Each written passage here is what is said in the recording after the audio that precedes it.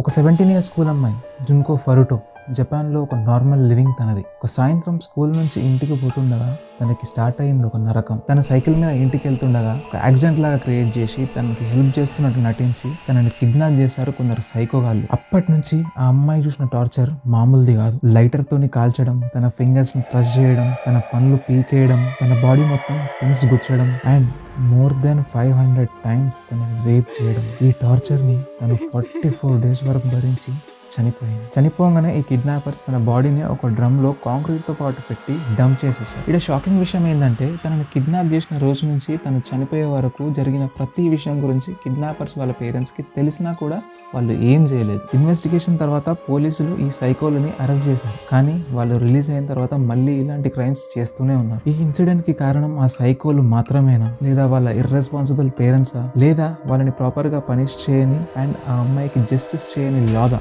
మీరేమనుకుంటున్నారో comment చేయండి. ఇలాంటి real incidents ఇంకెన్నో మీ ముందుకు తీసుకొస్తూనే ఉంటాము.